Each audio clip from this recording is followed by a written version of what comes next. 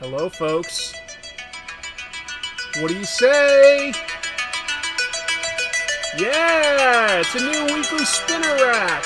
Welcome, welcome, welcome. Look at this. All right, let's greet some people that are in the chat. Let's get things going. We've got a great show, folks. I've got so much news. So much news. Let's see, who do we have in the chat? We've got Nyan Yan, we've got Jim Mahfood, we've got Andrew Jefferson, Xavier, A-Man, Steve Sorensen. Let's do some shout-outs before I get going with the reviews and the news. William, all the way from Cancun. Hope the weather there is nice. That's awesome to see. What else do we have here? We've got Marvin Nation. Marvin's one of the moderators on the Comic Tropes Discord. Really appreciate what you do there, Marvin. Thanks for being here. We've got Aldi. Hello to Brady White. I do very well. We've got Tyler. We've got Hot Sauce Kiddo, Allison, Iron Shell, Samuel, Dave Wright, Francisco. We've got lots of folks here. Good. Hello to Atari. Oh, look at that. Getting a dab from Aldi. We go, boom. Do people do that anymore? We've got emojis for that now, but do people actually do that anymore? I'm an old, so I don't always know. You know what's nice about my part-time job? The people I work with. And honestly, a lot of them are on the younger side, like early 20s. And it does keep me just a little bit plugged into what's younger people are into. So I actually value that. I like that a lot. Hello to Rick, Ringwraith, Sean Ali, Superboy Prime, Gene Hodges. Hey, there's my sister. Hello, Gene. We've got Super Laugh Hard all day, day. If I missed you, I'm sorry, but thank you so much for being here. My name is Chris. I'm the host of this show. The channel is Pros and Cons, as in professionals and conventions. See what I did there? But this show I call the Weekly Spinner Rack because I always review the new comics that came out in the past week. Not every single comic, obviously, but like whatever I've picked up and give my quick thoughts on that. And then there's always comic book news. This week in particular, we've got tons because this past weekend, up through just yesterday, was the San Diego Comic-Con. Huge convention. All the publishers are there. A lot of the movie studios, game developers, toy manufacturers. Lots of news coming out of there. So I'm going to be giving us all the highlights. We're going to riff on the news together. There's a lot to talk about there. I think that'll be fun, and I'll be drawing something while I talk about the news. Look at this. I already got a super chat. Thank you. Let's see. Gotta open up a different window so I can see that. Thank you, Steve. And it says, I saw a Nope. Me too. Felt odd when Keith David was in the movie and some couple next to me said, oh, that guy was in Rick and Morty. Not any movie. I see Keith David and I think of all sorts of stuff, like The Thing. He's had an amazing career. Keith David's awesome. Keith David is so good. And it's nice that they've got him in Rick and Morty as the president. But he's got a nice little role in Nope. I won't spoil anything about it, but I saw it as well, and I liked it quite a bit. I would compare it somewhat favorably to Jaws, which is actually one of my favorite movies. I thought Nope was really, really good, really entertaining. There's a scene where somebody gets hit, like severely injured, I'll say. Like, I don't want to give anything away, but severely injured from something falling from the sky. It's later found out to be a coin. That gave me a moment of PTSD, because when I was a little kid, we would have an annual carnival, actually right around this time of year. Gene, didn't the carnival just come through Scituate? I grew up in Massachusetts, a little south of Boston, and there would always be a carnival down by the harbor in our parking lot. And I don't know exactly how old I was, but I'm talking really, really young, holding my parents' hand young. And it was a bad night, unfortunately, for me. I had really bad luck that night because we're walking through the crowds. I can't really see too much because I'm so short, so little at this age. And all of a sudden, there's just this explosion of pain in my head, and I dropped. And I know that I was screaming and crying and stuff like that, and I had this huge egg form, like, right above my eye. And we found out, like, one of the rides was spinning really fast, and a quarter had flung out of somebody's pocket and, like, just boom, pegged me like right in the eyebrow. Good thing it wasn't like, like honestly like a centimeter lower, or that would have been bad.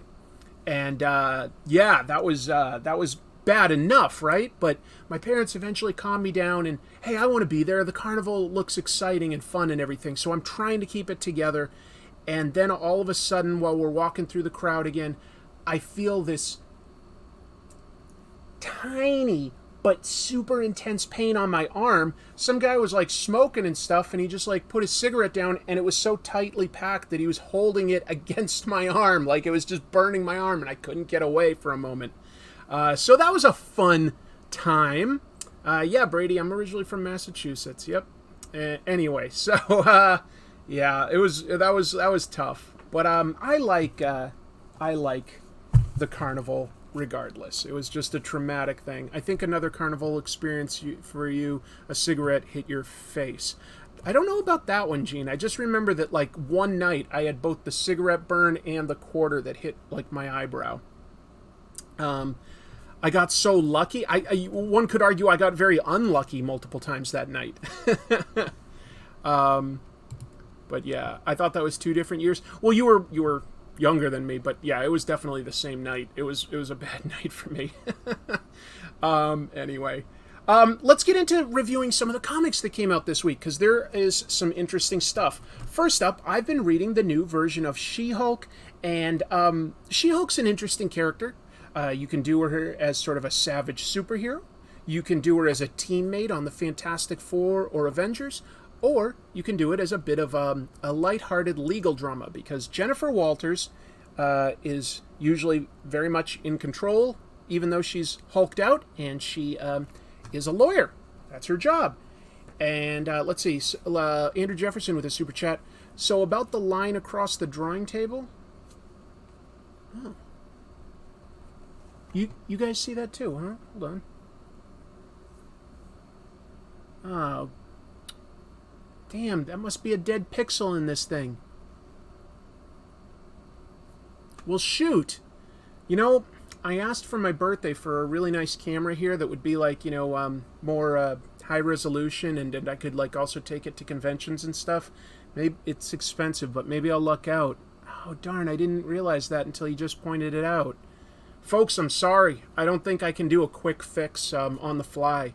I could probably have this fixed next week, because I've got a different webcam that I could like swap in, but it would take a while to do that. Yeah, that's too bad. That looks like it's some sort of a dead pixel in the camera. Anyway, so this She-Hulk is written by Rainbow Rowell, art in this issue by Luca Maresca. I feel like we've been seeing more and more Italian names show up in mainstream superhero comics. Anyway, yeah, there's a little bit of action stuff in this, but mostly this is a drama. After we get past that, with She-Hulk working with old Avengers teammate Jack of Hearts to figure out the mystery of why he's alive and what's going on, why his powers are so diminished and stuff like that. And they seem to sort of be falling for each other. I love the artwork in this. This is definitely more of, just to be clear, more of like a drama comic than a pure action superhero stuff. It's firmly set in the Marvel Universe, but you could almost like term this something like a shoujo comic if you put it in manga terms. This would be right at home in a shoujo manga. I like it. I like it a lot. We're getting to learn a lot about who Jen is as a person. There's, a few hints of like mystery, and there are moments of action, but there's also some nice romance, which we don't always get in She-Hulk. Anyway, I like it quite a bit. I definitely give it a recommend. Look at that cover by Jen Bartel. She just won the Eisner for Best Cover Artist this year. We'll be talking about the Eisner winners later tonight. So, yeah, I do give this a recommend. All right, so here's Marvel's big event. Avengers, X-Men, and Eternals. It's called Judgment Day, okay? Basically, the premise is the Eternals are sort of split up, okay? They're a society, but they're not a team, okay? And some of the Eternals, not the best people, they've been tasked with keeping deviants, or excess deviation to be more specific, off of Earth. They now think that the X-Men are a threat because the X-Men have a way to conquer death itself. They have 5 different mutants that can work together and resurrect team members that die in a mission. So, that's a lot. And the Avengers are going to be in the middle, just sort of like, I guess, acting as some sort of superpowered referees. Now, the artwork's definitely great. The artist's name is somebody I'm not super familiar with, Valerio Schiti. I do know Marte Gracia, great colorist, really, really good. When it comes to, like, you know, all the sort of, like, gradients and highlights and everything, but not obscuring the artwork, Marte is great, just great. I'm not super into this story overall. This is a lot of characters to keep straight. This is a lot. Let's see. I just finished reading that Avengers book you're now holding. Oh, yeah. Well, what did you think? Oh, this cover? This cover's by Mark Brooks. Yeah, that's definitely by Mark Brooks. And he's very talented, you know. Digital painting at this point. He does primarily covers. He doesn't do a lot of interiors. I remember late 90s. Late 90s, I was pretty darn good friends with Mark. We were on a website called Wizard World. It was a forum. And then that shifted over, that like Wizard closed down those boards, and we went to Pencil Jack. And I remember, we talked a lot back then. And I miss that I sort of totally lost touch a long time ago with Mark, because he's obviously had a really impressive career. And yeah, so what can I say about this? It does catch you up on who each team is and where they are, okay? It doesn't, like, expect you to have already been reading all of the X-Men books and all of the Eternals books, because I sure as hell haven't. So I can follow this story. And yeah, it's got some interesting action and some beautiful art, but as far as, like, you know, character motivations and stuff, this really seems to come about very quickly. You know, Druig coming up with this mission to kill the X-Men happens very, very quickly.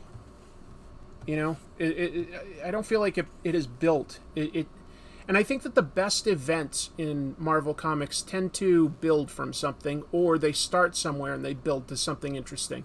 So I'm talking about stuff like Secret Wars or things like that. Hey, my wife's here. What's up? Have you seen any of the comments about the black line? I did. Okay. I did. Sorry, it's the camera. Okay. Yeah, thanks for giving me a heads up, love. Yeah, my wife just trying to help me, like, point out if I didn't notice this annoying thing about the camera.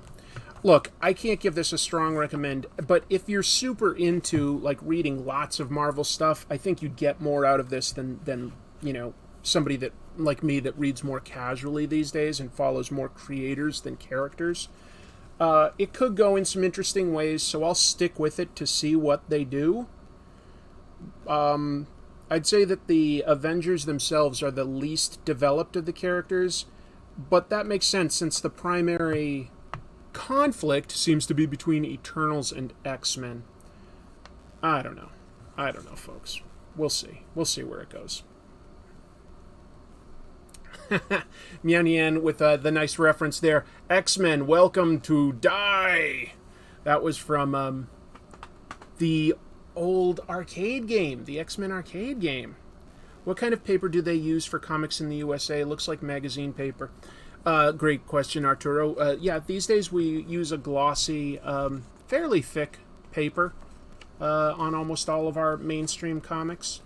You know, when comics first started, it was newsprint. Not necessarily capable of capturing super fine lines like the paper can today. And I remember at one point thinking, like, hey, could we bring the cost of comics down by switching back to, like, you know, black and white newsprint? But no, it turns out not really, because it's just not really manufactured on that same level, so it costs more to get some of the cheaper paper, actually. There's less of it made. The mutants got jobbed hard. Yeah, exactly. The mutants sort of, like, come off as not the strongest in this. The Eternals are really being built up to be a big threat. And, I mean, they are sort of godlike, so I sort of get it. But I feel like, you know, Infinity Gauntlet and Secret Wars were comics where you were dropping threads of what would happen in some of the comics building up to it, or the comics themselves.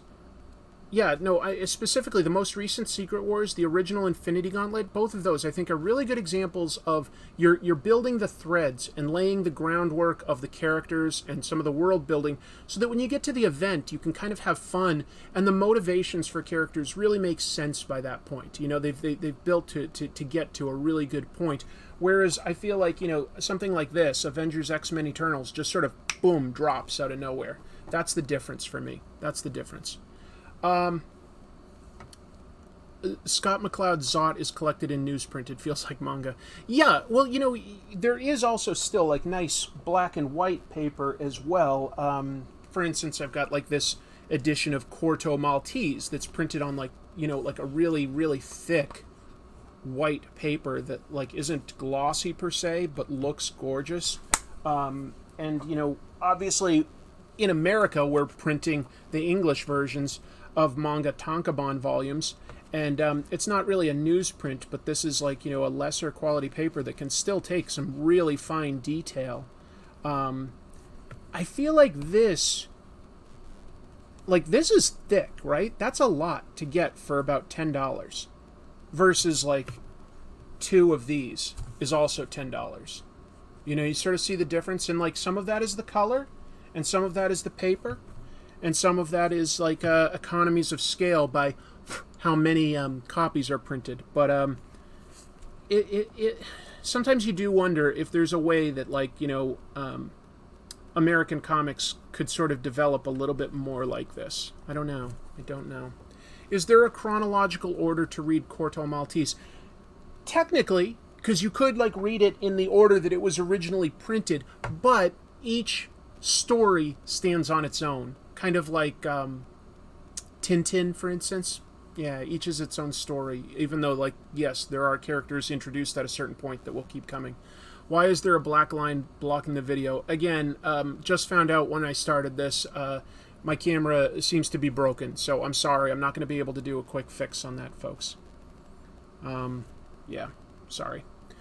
We've got a couple more new comics for me to bang through. Skybound X. We had, I think it was 5 issues of that last year. Or maybe it was even just over a year ago, but I think it was a year ago. Yes, I will. I'll be talking about all sorts of news, no. And anyway, this is fun. So last issue was issue 5. This is issue 25. By the way, this is a much better value. They're doing this for $5, which is like, you know, a slightly thicker, slightly nice cardstock for the cover. We get a Battle Beast story that was set like sort of in the middle of the Invincible run, and that's by original creators of not creators of Invincible, but like the creative team that was on most of Invincible, Robert Kirkman and Ryan Ottley. That's great. It's just fun. And you know, with an anthology, I was like, well, am I going to be into the rest of these stories? I was! More than the original issues. Let me jump back and just say, the reason they jumped forward to issue 25, that was something the original Image creators did back in the early 90s when they started Savage Dragon, Shadowhawk, Youngblood, Wildcats, all those books. They jumped forward to issue 25 to give you an idea of where those books would be 2 years from now, and then they went back to the previous numbering. Some of those comics didn't even make it that far, though. New camera fund. Thanks, Marvin. I will put it towards that. Yeah, that would be lovely. That would be nice. We'll see. This next one is a father taking his kids to a theme park, which is like devil themed, and it seems to also irritate people, like sort of like push their dark impulses, because this seemingly decent father just beats the hell out of a guy that he thinks cut in line, and then everybody kind of ignores it. That's an interesting starting point for seeing like where things will go at Devilland. So we'll see where that goes. The next one is called Chroma, okay? So it's all these people living in a black and white city, okay? It's a post-apocalyptic story because once you go out a certain amount past this and there's like color to the world and everything, there are monsters out there. And if they see color, they're super sensitive to color. They'll hone in on you. It's almost like that, what was that movie, A Quiet Place, where like the monsters could hear sound, but this is more visual. If they see color, boom, they're on you. The city is trying to expand because it's getting crowded, so they send out some of their best warriors to try to build a larger perimeter around the city, but things go badly. These monsters, they're awesome. And then we've got a fourth story, which is just a cool story. It almost reminds me of like Ratatouille, with some mice scrounging for food. And it seems like they might also be in a post-apocalyptic world. It's got a nice painted look to it. There's some other characters like, dogs and hedgehogs and stuff that come in. And that reminds me a little of Watership Down, if you've ever read that. And of course, Watership Down is like basically Homer's story, what is it, the Odyssey, but told with rabbits as compared to humans. So, yeah, this is great. This issue was top to bottom like a really strong anthology. Really, really strong. Easily worth $5. Yeah, good value. All right, guess what? I'm going to stun everybody. Do a Powerbomb by Daniel Warren Johnson is my pick for the comic of the week. I'm not going to tell you what happens, but I will tell you that when I turned to the final page of this issue, I was so surprised, and it recontextualized everything else I'd read in issue 1 and 2 up to that point, that I literally shouted out loud. I said, "Oh my God, that's rare for a comic to surprise you that much, Like, if it has something like, surprising like a death on the next page or something emotional, you might sort of like internally be going like, But this one literally got a visceral reaction out of me.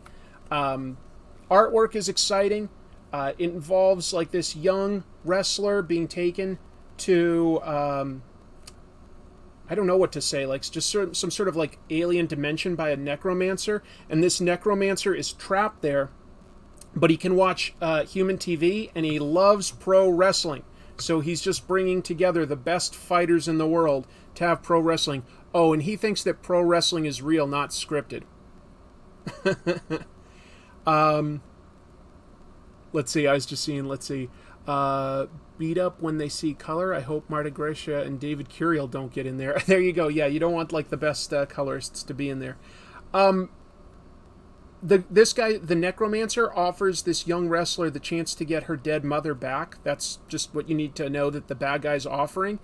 But it's a tag team, and he wants her to tag with the wrestler who accidentally killed her mother in the ring. So that's an interesting conflict there. And anyway, great action scenes. Really makes pro wrestling look super, super cool. This is a hardcore match, which, we don't really get to see as many of those anymore, but for a while in the 90s, there was ECW, there was like certain stuff going on in Japan. There was this 1995, I think it was, King of the Death match, where Mick Foley won against Terry Funk in this absolutely just brutal match with barbed wire and glass and stuff like that. And that's the kind of thing we're getting in this. But I don't want to go too much further because I don't want to give away any sort of twists to the ending. All I can say is this is my pick of the week. This comic is fantastic. I really hope you consider finding issue 1 and 2 if you haven't already. And if you have read it, don't spoil it for everybody else. It's just got a really, really, really cool story. Actual emotional stakes. So it means something. You care about these characters. I love it. I love it. 3 more books. Latest issue of Batman, Superman, World's Finest by Mark Waid and Dan Mora. So, sort of a seasoned pro writer and an up-and-coming artist. It's not set in any firm continuity. It's got Batman, Superman, Supergirl, and the Doom Patrol going up against this supernatural sort of demon guy that can possess others. And what they have to decide in this issue is they've got a magical seal that can trap him in like a vault, but somebody has to be on the inside to place that seal. So one of them is going to have to sacrifice themselves. You know, they're all heroes. They're all willing to do it. And let's just say that there is a clever solution to the problem that I won't share with you.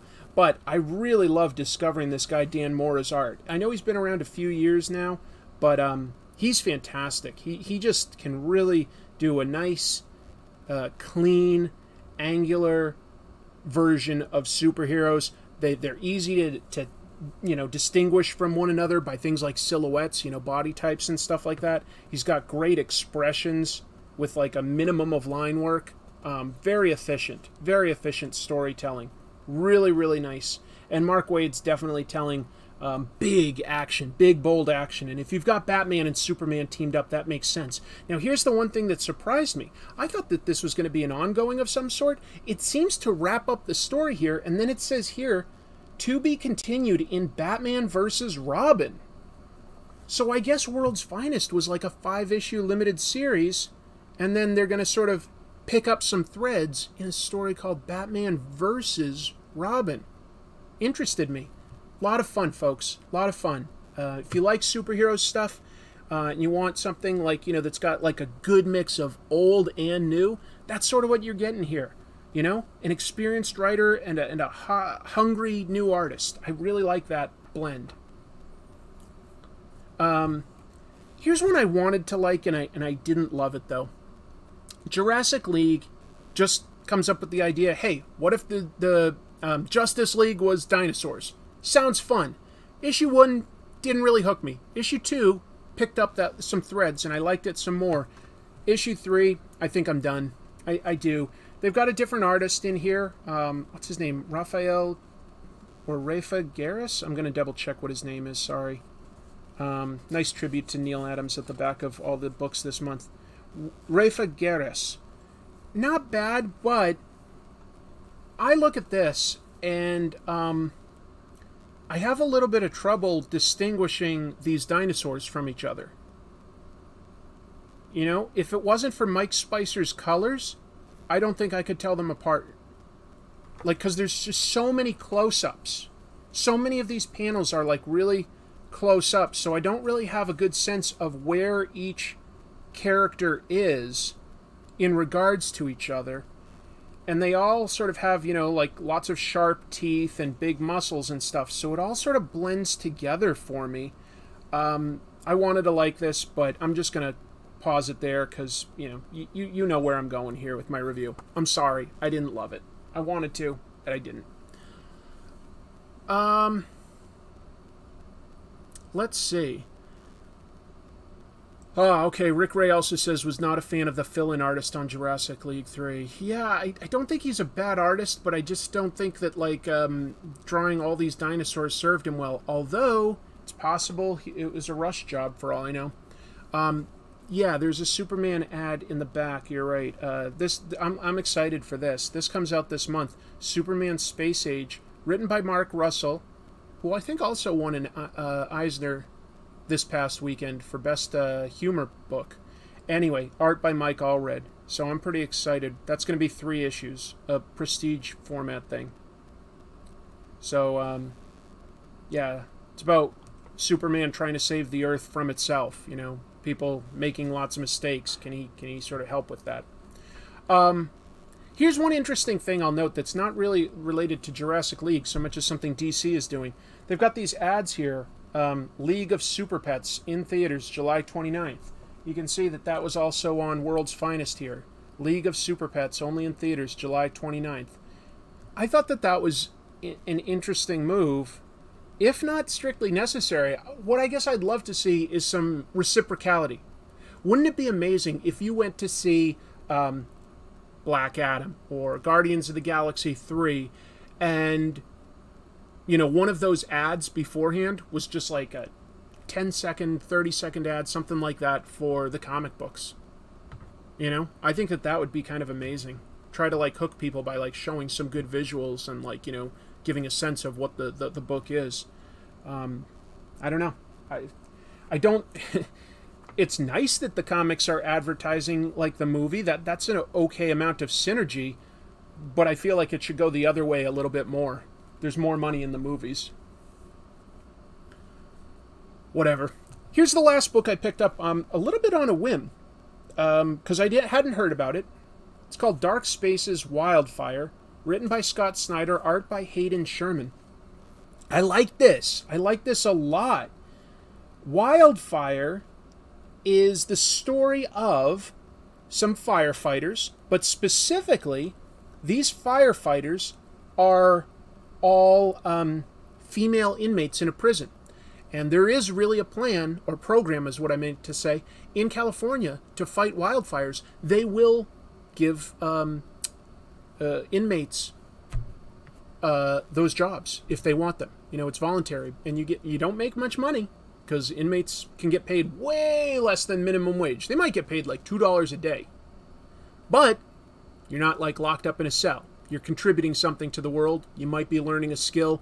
There are potentially advantages, but you're working a very dangerous job, fighting, huge wildfires. So it's got 4 different inmates and their correctional officer. And these 5 ladies fight wildfires, and we get to know their personalities, not necessarily their past, but their personalities, as well as some interesting technical detail about fighting wildfires. Each of them has a very specific job.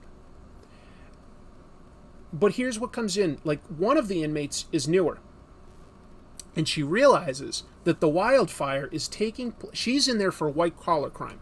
That's the only person we know a little bit about her backstory. She's in there for a white-collar crime. She took the fall for her company, okay? She knows that, like, the CEO's mansion is in the fire zone, and that he has tons of assets off the books there. We're talking like a hard drive with crypto. We're talking artwork that he hasn't declared or anything like that. And these 5 ladies come up with maybe a plan to try to pull off a heist in the middle of a huge wildfire. And we get hints that it is not going to end well. So this is like an interesting character drama, but also sort of a heist story. But a heist story that probably doesn't have like a super great end for the characters involved. Unique characters. How often do we deal with prisoners? How often do we deal with firefighters? Not that much, I would say. So it's interesting to see something new. And the format of it, while they're fighting a wildfire, it's more of a heist setup. They're going to come up with the plan, and then they're probably going to have to improvise when things go wrong. Really, really interesting. Really interesting. Scott Snyder always showing off all the research he does before starting a new book. Definitely a common theme with every Snyder comic. He must have done a lot of research. It feels authentic. Even if this isn't accurate, that doesn't matter because it feels authentic while you're reading it. Everything seems plausible. Really recommend this book. Did not expect to like this so much. Jamillan Parks with a generous super chat asking, "Hey Chris, on the subject..." I stuttered there. "On the subject of paper, have you checked out anything published by Alterna? $1.50 an issue on newsprint." No. I guess my local shops aren't carrying anything by Alterna. If it was easy for me to pick up, I definitely would, just to sort of see something different, especially at that kind of price. Yeah. So anyway, my picks of the week, and there's several good comics here. I liked She-Hulk, I like World's Finest, but the 2 that I liked the most were definitely Do a Powerbomb, and surprisingly enough, this Wildfire book. I think that these 2 books were really, really strong. Really, really good.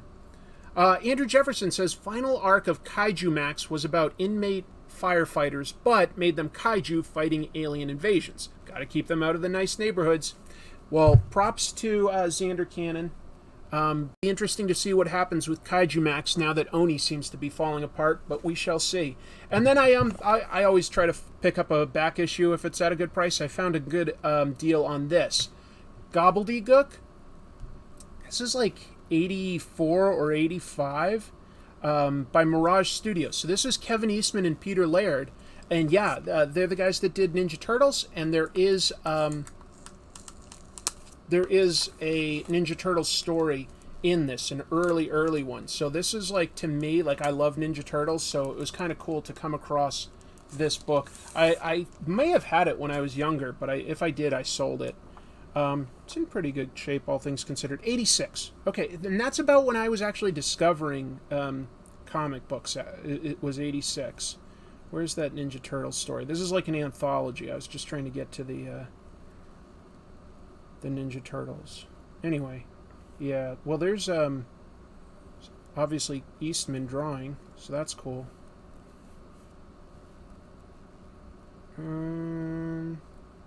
I might have already flipped past it then. Oh no, there it is. I guess it starts here. Okay, yeah. So an original Ninja Turtles story early, because, you know, like, what did this come out? 84 originally was Ninja Turtles, and this is 86. So in the first 2 years. So some really early Ninja Turtle stuff. I like that. Have you checked out any of the new Action Force comics by Valaverse? No, I haven't, but Bobby Vala did reach out to me and offered to send me some copies, so maybe I should look at that. Jim says, yes, old school Mirage. Love that. I know, it's so cool, like all the screen tone and all the different types of inking in black and white to make it sort of stand out. Gobbledygoo, a comic based on the WWE wrestler? No. That's the Gobbledygooker, who was a turkey that emerged out of an egg. That was one of the worst things they did. But, yeah. What's the Sasamaquatch doing with Vampirella? Well, that's something I've just been working on drawing the last couple of weeks. It's clearly an homage to George Perez's Crisis on Infinite Earths cover with Superman holding Supergirl, and I was trying to come up with a potential cover, a variant cover for whatchamacallem, for Dynamite. Yeah, what Nick reached out and, you know, gauged my interest on potentially drawing like some sort of a variant for Vampirella. So we'll see if this comes out well enough. Like, yeah, that might be something that gets published. We shall see. So I'm gonna like just sort of peck away at inking this while I talk to you now about the news of the week, because there's a lot. Let's see. Ultimate Joshy Washiness says, quick question, man. If you draw something in a comic that looks like a real product, but you just change the brand logo and change its name, are you safe with it? Yeah, that would be covered by parody law. Absolutely it would. Absolutely. So, let's see. Where did I'm going to actually just lay in a lot of thick blacks today, and let me pull up the first piece of news. I've got a lot of news. Broken record, gotta go. Was fun being here live for once. I'll catch the rest tomorrow. Yes, thank you. Alright, so what shall I talk about first? I know what I'll talk about first. The Snyderverse. So, if you haven't seen it yet, there is a huge expose this past week in Rolling Stone. I believe it was for their online edition, not their print edition. But Rolling Stone sometimes does some deep dive journalism, and they did with this one. They looked into how did that Snyder cut of Justice League get made? And they found some really interesting stuff there. They found out, for instance, that whenever anything trends, and Release the Snyder Cut was trending for a long time on like social media, but whenever something trends, there is typically about between 3 to 5% of that is traffic by bots, not real people. But for the Snyderverse, Release the Snyder Cut, that was found out to be 13% at least. That's very high. That indicates that somebody ran a marketing campaign, was like paying for those fake accounts to be saying that. So after uncovering that, Rolling Stone continued to investigate, and they didn't find anything necessarily conclusive about this, but they did find out that like Zack Snyder very, very likely to have like funded that, because as well as some other things. to get that done, because apparently he wanted to do this version, and Warner Brothers wasn't sure if they wanted to, pay extra money to sort of make another version of a movie they'd already released and had only done okay. And he really got on Warner Brothers' nerves, apparently, by demanding that they take off the credits for two guys that were credited as producers on the movie. Specifically, one was Jeff Johns, and the other was, I know his last name was Berg. I want to say John Berg. I could be wrong on his first name right now, because I'm sorry, I'm blanking. But, essentially, Warner Brothers was led to believe, by all the trending social media, that there was a lot more interest in the Snyder Cut than there actually was. And it seems like they didn't really... They ended up spending a lot more than they expected to as well to make it. They spent at least $100 million more to get the Snyder Cut done. And I saw it, and I argued that I thought that it was an improvement. It wasn't perfect. Like, there's a whole, tacked on act after the movie ends that just, makes the movie sort of interminable. But it was definitely an improvement for, character motivation, pacing, special effects. So it was a big improvement. But did Warner Brothers make money off of it? Probably not. Because they thought that there was a lot more interest than there actually was. And, so there's it's a really fascinating article, the whole expose by... I can only touch on it because they really go deep into everything that they uncovered. There's also potentially, it was filmed sort of during the pandemic, and it may have been sort of shot, without any safety precautions. Anyway, there's more to uncover, potentially, but it's an interesting article. No matter what, at the end of the day, it did get made, and this was the, the San Diego Comic-Con this past week, so DC did have a panel, and Jim Lee, I think he's still the president, right? Co-publisher? I forget his exact title, but he's high up in the echelons of DC. And people asked him, is there going to be any more stuff in the Snyderverse? Specifically by that we mean following up on the changes that he made in his movie, because there's still DC Expanded Universe movies coming out, like The Flash, Black Adam, Shazam. But is there more Snyderverse stuff coming? And he specifically said no, the Snyderverse is over for now. They have no more plans to continue with Zack Snyder at this time, and they're not following up on any of the things that he did in his sort of director's cut. That's just sort of a fun side project. It does not reflect the status of the DCEU. The DCEU is officially the movie that got released in theaters that Joss Whedon finished directing. So that was it. It's a banger of an article. It really shows a lot of stuff.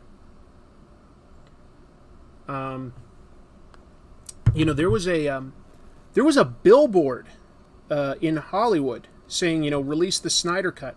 And the billboard cost, they found out, $50 million. But it's not clear who funded that, because it definitely was not the WB. Well, all that is to say, who else would fund that at that level other than Zack Snyder? Because it definitely wasn't a fan campaign at $50 million. Fans don't raise $50 million for... Especially not this, as after they found out that a huge percentage of the interest was artificial. So, pretty interesting.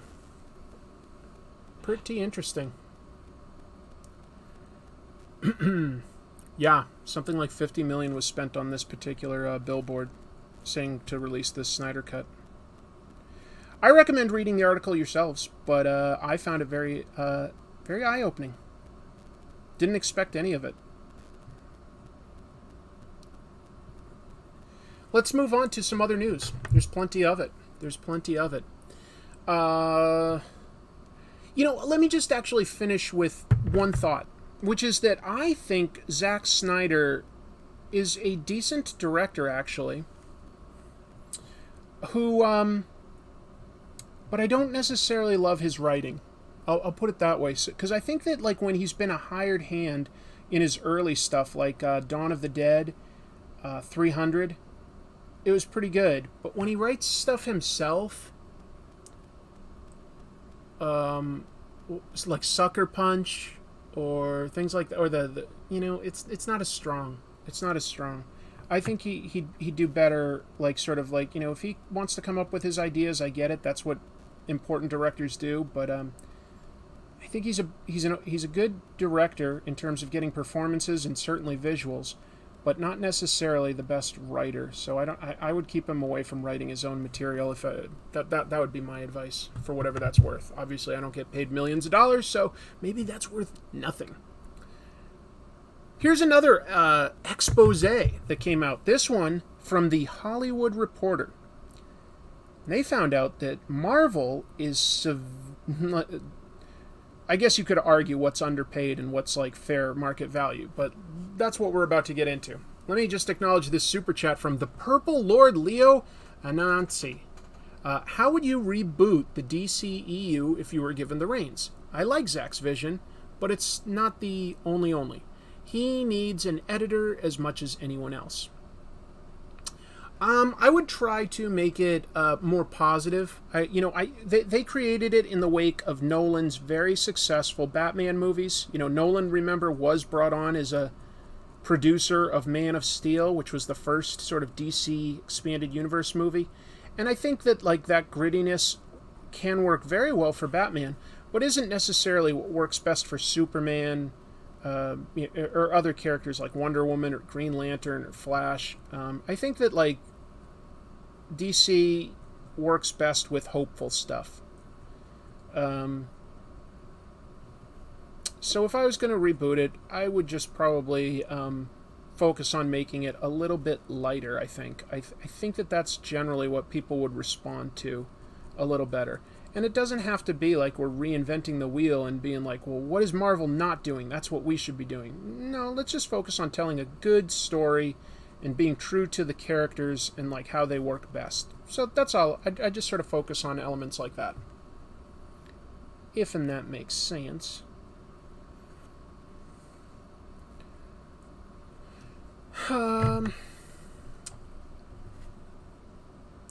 So, let's get into this new piece of news. Marvel not paying their talent maybe what they should, specifically as it relates to ancillary material. The Black Widow movie came out not too long ago, and one of the characters that was in that was Yelena Belova. Now, that was a Black Widow that was created by writer Devin Grayson and artist J.G. Jones. And they signed a contract that if their characters, it's called a special character agreement that Marvel has. It says, if your character is used in a movie, you get paid $25,000 for it. Which, by the way, that's not that much money, considering it would, like, a movie? $25,000. And then they've got, like, specific details like, hey, if it's a cameo, that's maybe more like $5,000. If it's a TV show in a certain amount of time, that's $2,000. If it's a toy or a video game, that's $1,000. There's specifics, and I'm giving an example. But it was the contract that they read. They were expecting to get paid. They being Devin Grayson and J.G. Jones. They were expecting to make $25,000. I think that movie came out in November. Recently, they got a paycheck, and it was for each $5,000. Okay, 1/5 of what they were expecting. So they started looking at the contract really hard, and I don't know how it got brought to the Hollywood Reporter's attention, but it did, and the Hollywood Reporter looked at the contract, and the wording is so sneaky. It says there's a pool of $25,000, and if the character gets used, that would get split amongst the creators, which in this case would mean, like, between the writer and the artist, that means that the most Devin Grayson could have expected to make isn't $25,000, it would have been $12,500. But it gets even more insidious. If there's more than one character in the movie, that pot of $25,000 might now be getting split between 4 creators, or 10 creators, or 20 creators. You could literally, like, have a movie like, Avengers, where they're putting in everybody, and you might get a check for like $200. That doesn't seem fair. That doesn't seem fair to me at all. I don't know. I mean, you got to read your contracts. So it's not like they're lying to anybody. It's just that I feel like that's pretty... What word can I even use? Kind of cheap, I guess? Yeah, kind of cheap. Considering how much money these movies make. And I don't know. Like, if I found that out and I was like one of the directors or an actor or something, and I'm getting paid like a few $1 million, personally, I'd probably be like, guess what? Take $1 million out of my salary and split that amongst the creators of these characters. Something like that. Not that it should be their responsibility at all, but I'm saying if that is the situation, then like that might be something I would consider. But I hope that this, The Hollywood Reporter is a pretty big industry publication, and hopefully this article shines a spotlight on Marvel's practices and maybe gets them to open up a little. I'm trying to remember who the creator was, but there was a guy who said, I think it was Jim Starlin. Yeah, Jim Starlin said he made more from the Batman vs. Superman movie had a character based off of KG Beast, a character that he created. He says he made more from Warner Brothers off of that cameo than he did for, like, characters like Thanos in all the various Marvel movies. Oh yeah, and look at what's being said there.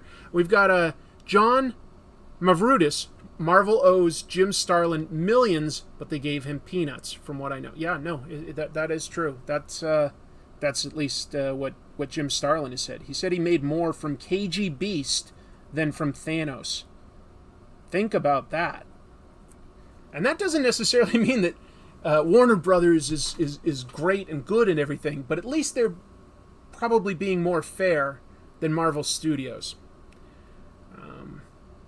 I don't know. It's not fun to hear stuff like that, because I'm always going to be on the side of the comics creators.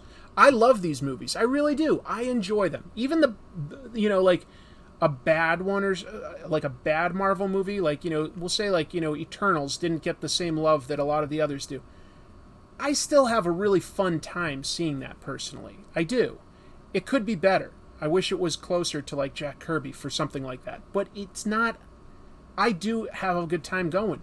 But I'd probably have a better time going and knowing that the creators were getting compensated fairly for creating these characters that I really enjoy getting to know in various stories, comics and movies. I don't know. It's an unfortunate side of the business. I mean, it's like, do the writers and directors and actors in movies, the crew, do they all get paid well because they're in a union and there's no such thing as a union for comics? Maybe. I'm not the biggest fan of unions all the time. Sometimes I think that they abuse their bargaining power. Sometimes. But then you hear about stories like this and you're like, okay, there's a massive company making tons of money. Literally billions. And they're going to pay somebody like $5,000 for like contributing to that. That almost feels like I'd almost be like, you know what? Don't even give me that money on the principle, because I don't know. it would be hard to say no to that, but yeah. So, do I like Mike Mignola? I love Mike Mignola, actually. His art is some of my favorite. So yeah, I love his art.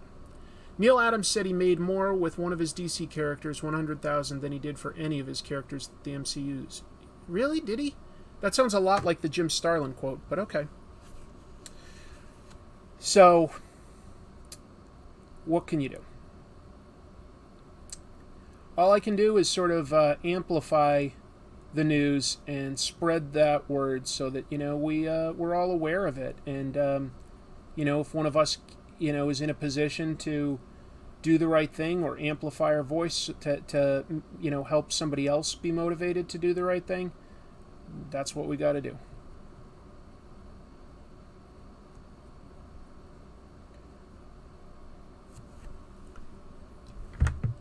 We've got other news. Tell you what, this one's going to take a while. I'm going to get into a lot of the different Marvel Cinematic Universe news. Not spoilers, just things that have been announced for what they plan to do in the future, okay? Because there was a lot. First of all, a bunch of you have probably already seen the trailers that they released, because they released one for I Am Groot. It's going to be a Disney Plus, 5 short animated things coming out within the month. That looks cute. 0 complaints. 5 out of 5 stars. There was a new trailer for She-Hulk, Attorney at Law, and I personally found this second trailer to be a huge improvement over the original. Some people were complaining a little bit about the special effects in the original trailer. I get that. I don't think they were 100% finished. I also think special effects are something that, once you start seeing it for a while, you just start accepting it, no matter what the quality is. I really do sort of believe that. But this new trailer, it has some Marvel Cinematic Universe cameos that we enjoy. It has some funny stuff. It has nods to the comic books in terms of I saw Titania. I think I saw the Wrecking Crew. I saw some real weirdo characters. I saw her law career depicted just like it is in the comics. I saw her break the fourth wall and talk to the audience. That's something that She-Hulk has been doing long before Deadpool ever did it. I think it looked fun. I think it looked like a lot of fun. There was also what seems to be hard to they don't show this character's face, but it certainly seems like Daredevil pops up in it, which would make sense. 2 lawyers. I think that could be a lot of fun, seeing She-Hulk and Matt Murdock actually battle it out in the courtroom, ultimately. I would like that. That would be very cool, and I don't know who I would expect to win something like that. So anyway, there was that trailer. There was also a new trailer for Black Panther: Wakanda Forever. And that one confused me a little bit more. It looked visually gorgeous. It seemed to have some really strong emotions. We got a good idea of who the antagonists would be. But we don't get a whole lot of clarity on who the protagonist would necessarily be. Let me dive into something here, which will touch on some stuff other than just movie news for Black Panther. But we know that, tragically, actor Chadwick Boseman passed away. And Marvel announced right away that they were not going to recast that role. It seems likely, although it's not 100%, but it seems likely that T'Challa will either be dead or die right away in the movie. It seems likely. I don't know that for a fact. Here's why that bothers me a little as compared to recasting. I would say that I think that T'Challa is a very important character and not one to be killed off lightly. I think he's but beyond that, movies always sort of carry more cultural weight than the comics. And, we've seen the comics follow the movies, for good and for bad. Hey, I'll give you a quick example. This new comic that I was quickly reviewing, the Avengers X-Men Eternals, the Eternals changed some of like the genders and backgrounds of the Eternals versus what they were originally. But this is Ajak and this is Makari. They've made it match the movie. Now the Eternals in the comics can die and be reborn, so it's not necessarily like breaking any sort of continuity. But they have a story way to make it match the movie. Well, I heard that there's an upcoming Black Panther video game where you will play like an unnamed character learning to become the Black Panther after T'Challa dies. So I'm starting to worry, maybe worry is overstating it, but I'm starting to like have some thoughts and concerns that if they have killed off T'Challa in the movie, that the video games and comics and stuff might follow suit. And I think that would be a loss. I'm never against, like a new character stepping up and taking the mantle. I'm really not against that. But I think it would be a loss to permanently, or for any amount of time really, lose Black Panther. I wouldn't want that. But I don't know. I don't know for sure. Like, I could be, honestly, stoking fears off of something that's not accurate. Like maybe he does not die. Maybe he's on a spy mission or something like that. I don't know. I appreciate the reverence for Chadwick Boseman. And for the record, I do have a lot of faith in director Ryan Coogler. He has not made a bad movie yet, at all. Every movie he's directed has been very, very strong. So, there's a great chance that this will still be a very good movie. There's a great chance it will be. I just worry a little bit about what the ramifications might be on the decision to potentially have killed off T'Challa. We shall see. I could be wrong. Or I could be right, and Marvel Comics won't necessarily follow that same path. So, I don't know anything. I'm just expressing a concern. But there's other MCU news. There was also a trailer shown for Ant-Man Quantumania. Now, Kevin Feige explained at the convention that Wakanda Forever will be the last movie in Phase 4, and Ant-Man, which comes out very early in 2023, will be the start of Phase 5. But the trailer for Ant-Man was only shown at the convention. It has not been released online for all of us to see. That said, Disney has a convention coming up called D23. That's coming up within like a month.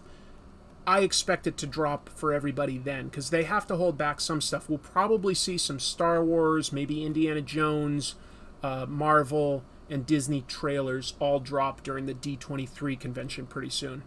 We shall see.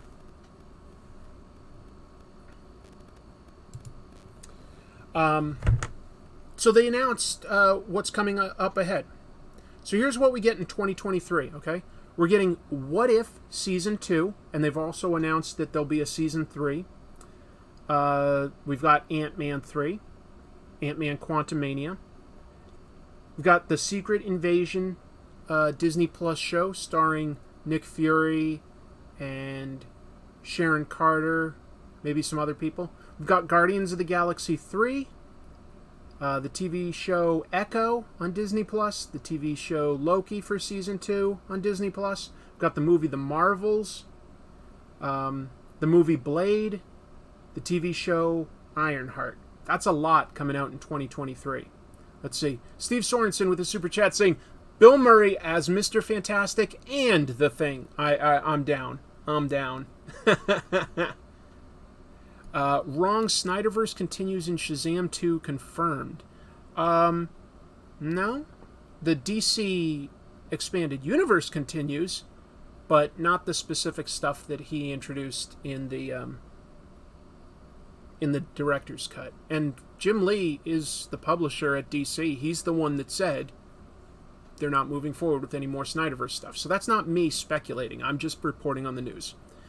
You can interpret that however you want. All right, you're just being negative.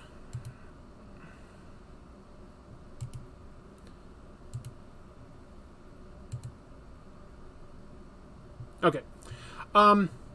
Echo looks good. They'll have people from Better Call Saul direct and stuff. Better Call Saul's amazing, so that's cool. Who would I want to play Beta Ray Bill? I don't know. Just a good voice actor. Somebody that I'm not thinking of. Joe Dent with the super chat saying, a little something for the camera fund, Chris. This stream always makes me feel happier. It makes me feel good too. Sorry, folks, about this line that's across there. Did not know that the camera had a problem until I started this stream. Steve Sorensen saying, DC was quiet about the quagmire that is the Flash. Yeah, we're talking right now about MCU news, but I'll just do a side tangent and say DC didn't announce a lot of stuff for their movies. They showed trailers for the next Shazam. They showed trailer for Black Adam. Cool. Not really too much of a hint as to like what would happen next year or beyond. Keith David as Beta Ray Bill, says Dumois. That's a really cool idea. I love that. I should do a segment on Ron Wilson. He was one of the 70s and 80s go-to artists when Byrne and Perez would leave a title. He wasn't top-tier artist, but still solid. Yeah, some of those, like, working-class guys do deserve attention. I'll give that some thought. Anyway, there's some more Marvel Cinematic Universe stuff that they announced. Going into 2024, like over a year from now. But we've got Marvel Zombies is going to be a TV show. That will be rated TVMA, and that is going to be animated, but that's going to be TVMA. Interesting choice. Meow Nian says, how would mutants and the X-Men fit in with the MCU without making their cash cow, the Avengers, look like oppressive super cops? Can it really work? It can definitely work. It worked in the comics for many decades. And you don't necessarily have to always acknowledge them butting heads. But here's the thing. They're about to introduce some stuff that I'm talking about here that plays even more with the multiverse and timelines, so you can do sort of light resets if you wanted. Don't necessarily have to, but you easily could. Here's some other stuff. So in 2024, we start with Marvel Zombies. We've got that Agatha Harkness TV show. We've got Daredevil Born Again. That's what it's called. Daredevil Born Again. Kind of weird. They said that that's going to be an 18-episode show on Disney+. That's a lot.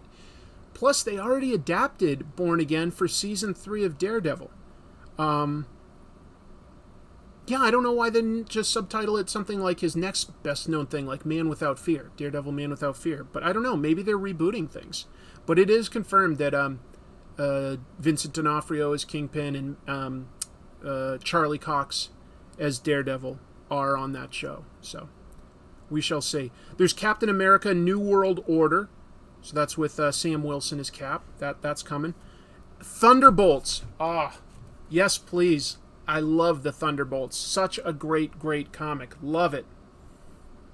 Then Phase 6 starts in 2024 with things like Fantastic Four. That's coming out November 2024, they said. So that's definitely happening. We'll probably hear casting on that soon. And then Avengers Kang Dynasty and Avengers Secret Wars. That's huge if you know what it is. But sounds like Kang is going to become a pretty big factor in these movies. We know that he's going to be in Ant-Man 3 coming out pretty soon. And then he's going to be, in the next Avengers movie. So we're definitely going to deal with some timeline stuff. If they're doing Kang Dynasty and then Secret Wars, we could be doing sort of a version of the multiverse, collapsing and stuff like that. And they could reset some stuff, reboot or recast. Probably a good time to potentially do that if you wanted to bring anybody back. If you wanted to do more Iron Man, you probably could. We'll see. Then again, is this Secret Wars the original from the 80s with the Beyonder just making the good guys and the bad guys fight? Because that's fun. Or is it more likely that, Fantastic Four will have come out, Kang will have been around? Could this be, the universe is collapsing and more of a Doctor Doom or a Kang story where, a new version of the Illuminati is trying to save the main universe? I don't know, but it's interesting. At least they've got like, an announced plan of what's coming up. So I'm down. Let's see. Let's go. So that's a lot of stuff that the MCU announced. They just laid it out there with graphics and stuff. There was some more, though. They also announced one that, this one is confusing people, okay? They announced Spider-Man Freshman Year. It's going to be a Disney Plus animated show, which they said is going to be about Peter Parker before we got to meet him in Civil War. Okay? By the way, Spidey stop motions, thank you for the super chat. Thank you. That said, I don't know if it will fit continuity-wise. I think it might sort of be its own thing, to be honest. But they said that it will have, Norman and Harry Osborn in it, with Norman sort of acting as a mentor for Peter. They announced Matt Murdock, Daredevil, will be in it, voiced by Charlie Cox. Some of Peter's classmates will include Nico Minoru, that's one of the main characters from The Runaways, and Amadeus Cho, who's a huge character in the Hulk comics. Andrew Jefferson with a super chat saying they should do Secret Wars 2. Yeah, bring in the Beyonder wandering around with his Jerry curl, learning to use a toilet. He's not making that up. Beyonder made himself human, and Spider-Man had to teach him how to go to the bathroom. That was not awesome. Let's see. And they'll also have some villains like Scorpion and Dr. Octopus and stuff. I don't know what to make of it. It's pretty wild. Yeah, Spider-Man in high school. It'll be an animated series. The character designs that they shared did look good. I will say that. Like, the character designs they showed, I liked the animation style. It was really nice and clean and classic. Kind of reminded me a bit of, John Romita Sr., which I think would be cool. We'll see. We'll see.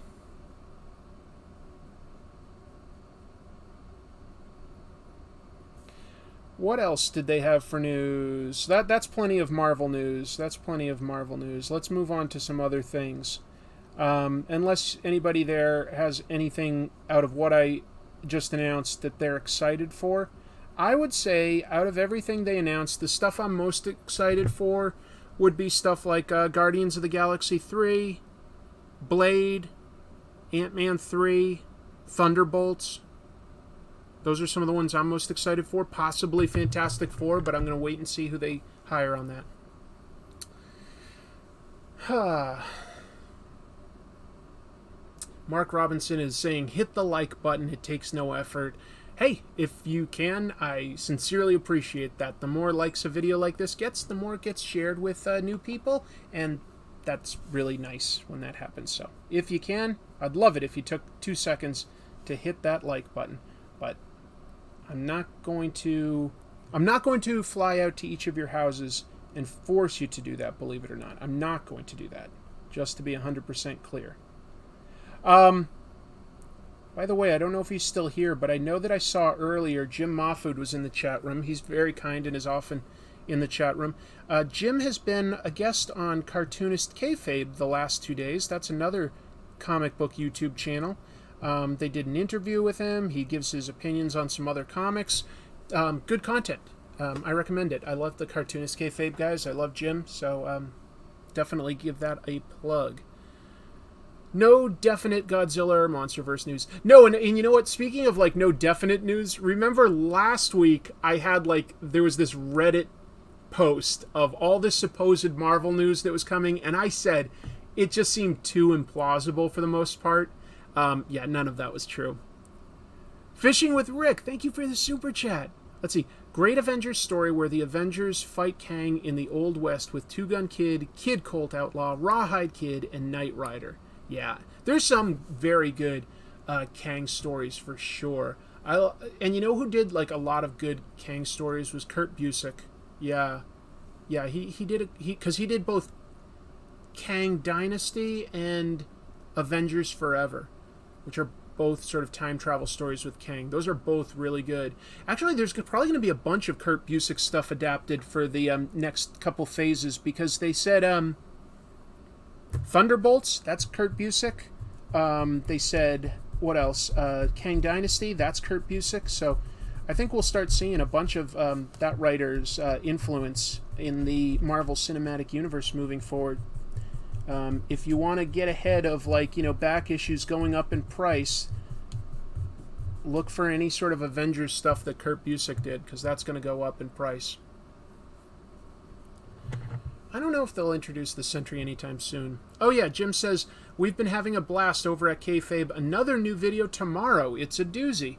That's awesome. That's awesome. I'd love to sit in with them sometime. We've talked about it. It just never quite comes together, but it'll happen someday. Yeah, and Kurt will get a $327 check. Unfortunately, that might be true. Yeah. Dogbeard says, I like the Kang stuff with Iron Lad in Young Avengers. Kang's a great villain. And hey, now that they've introduced Kang and variants and stuff like that, maybe they could do that, because they've laid out a lot of potential characters that could be in Young Avengers. Cassie Lang, Kate Bishop, Isaiah Bradley,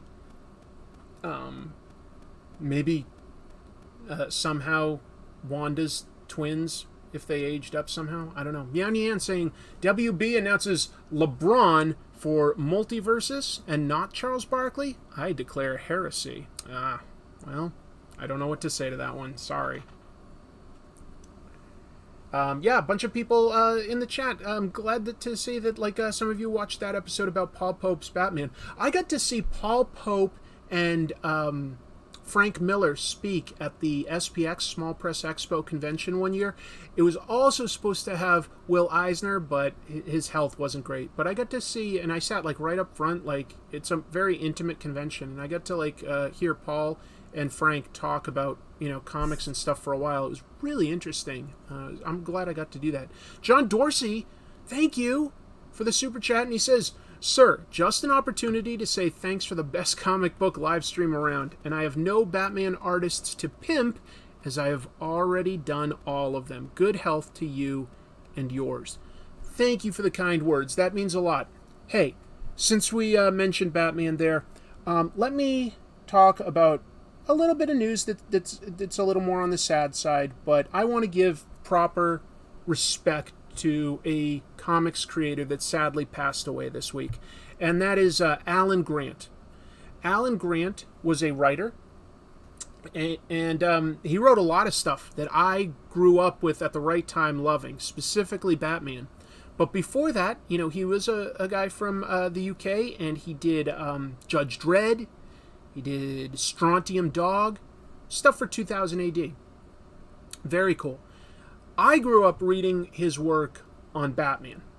He helped launch a new Batman title, the third one, which was called Shadow of the Bat, in the early 90s. And he co-created some really iconic Batman villains. We're talking Mr. Zaz.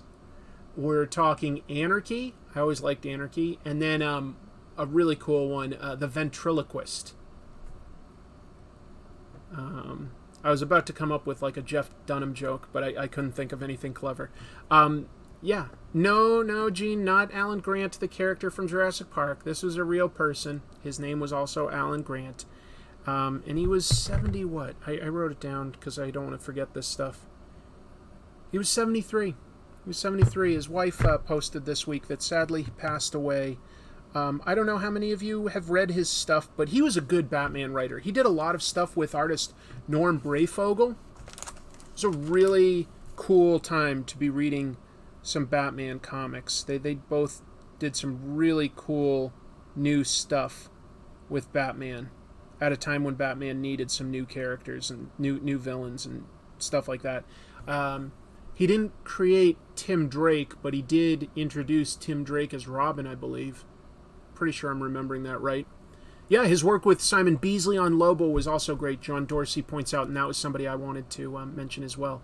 Yeah, and Jim Mahfood saying, yeah, R.I.P. indeed. Alan's monthly run on Detective with Norm Brayfogle is one of my all-time faves.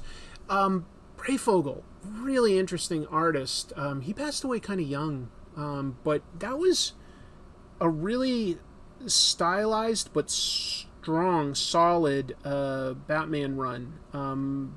Possibly at this point you could argue underrated. I don't think that people talk a whole lot about the Alan Grant, Norm Brayfogle years of Batman, but it really was a good time for Batman comics. Yeah, really good.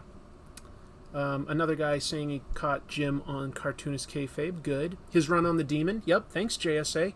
I love it when some of you guys like point out some of this stuff that you've seen. Amance's got a lot of Judge Dredd books. He's going to have to look for Alan Grant in that. And Rick Ray points out the Batman Judge Dredd crossover. Yeah, that was really fun. I totally remember that.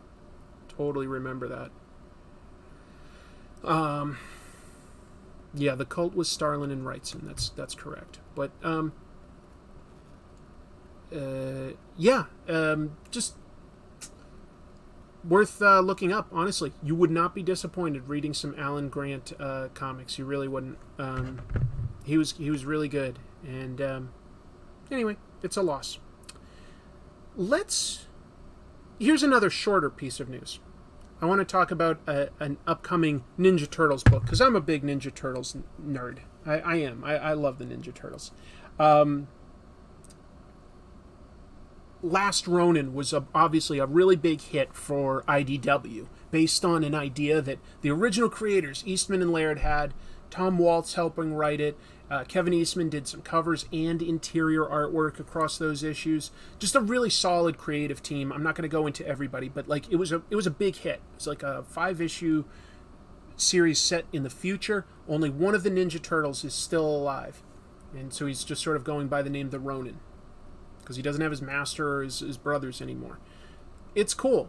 It's dark, but it's not so dark. Like, he's still trying to be a hero. It's nice. It's really nice. And there's some, like, hope for the future with, like, April O'Neil and her daughter and, like, her daughter's, like, friends. There's, like, a new young generation that's trying to be good and watch out for the city and stuff.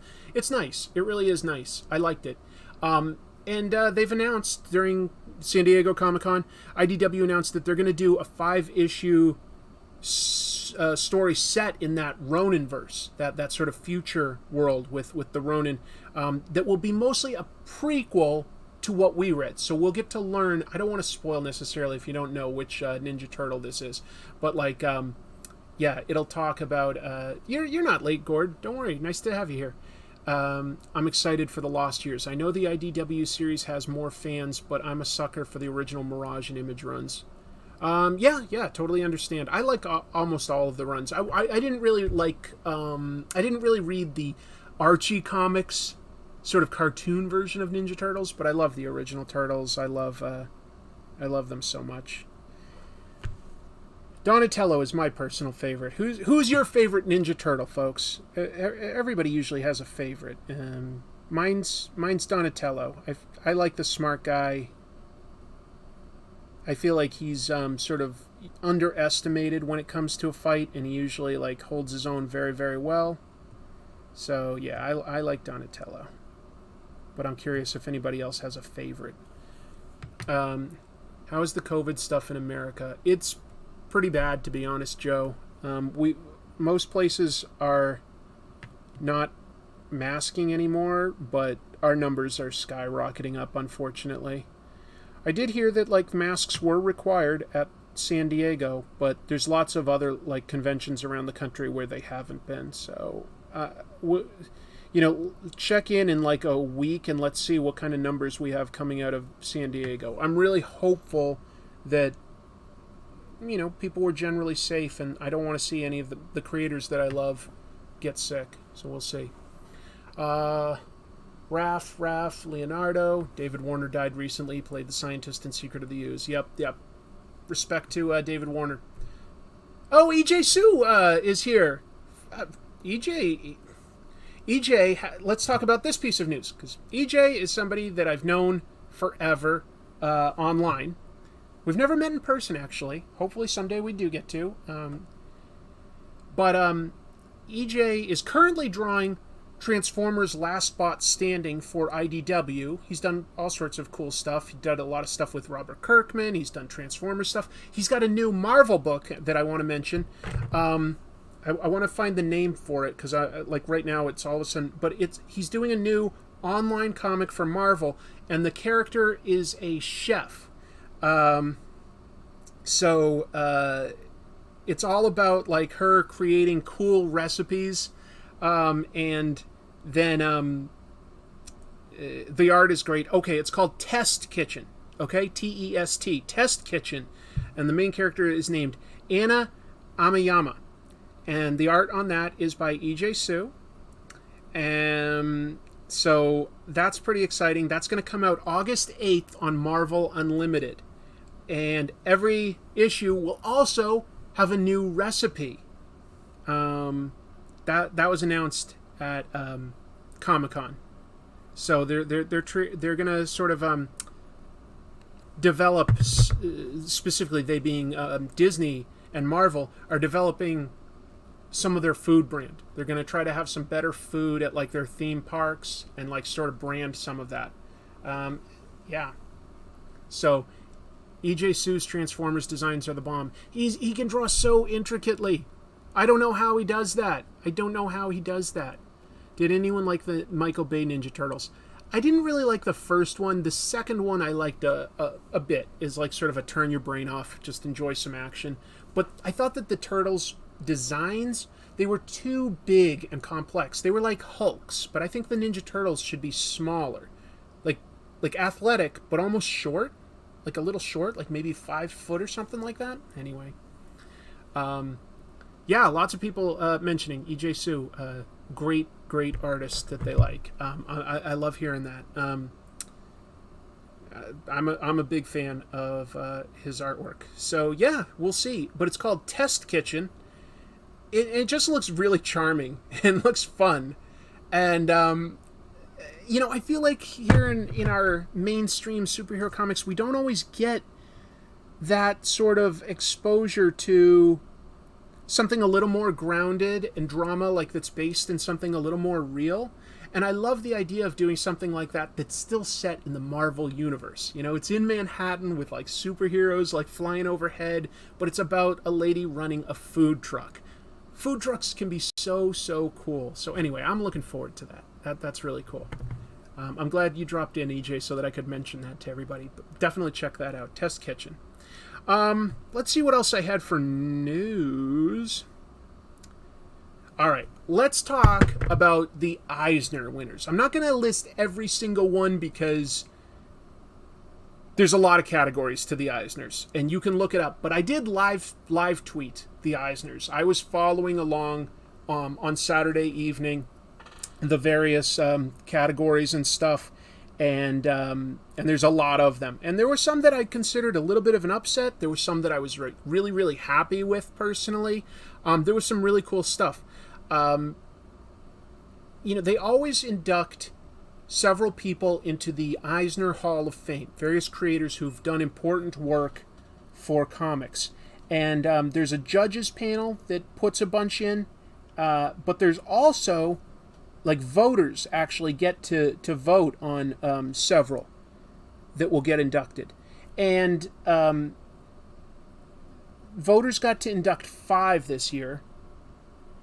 And I was really excited by one in particular. But like, let me think if I remember all 5 off the top of my head. David Mazzucchelli. Come on. Asterios Polyp, Batman Year One, Daredevil.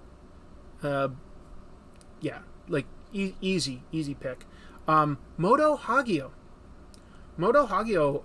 I did mention in my episode about shoujo manga. She's a very important creator. So that was interesting and really cool to see her inducted. Who else was inducted? Kevin Eastman, Ninja Turtles. Yes, totally. You guys, we've talked about how much I love Ninja Turtles. So Kevin Eastman was voted in.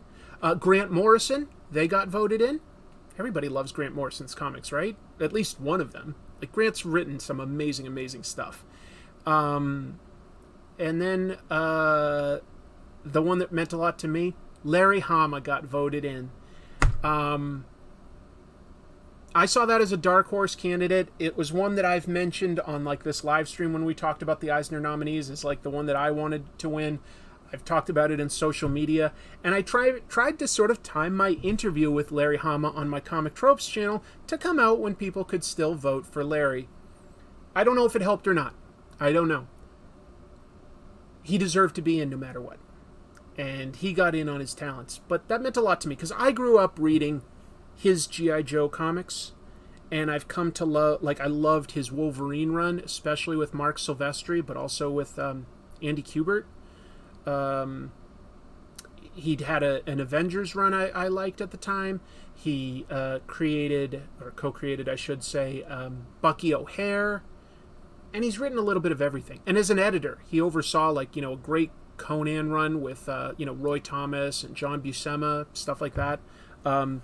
Larry's just amazing. You could probably see when I did my interview with him, it meant a lot to me. So anyway, to me, that was really exciting, because that was sort of the guy that I was really rooting for making it in this year. So I was happy about that. But there's a lot of interesting winners. Howard Chaykin got voted in by the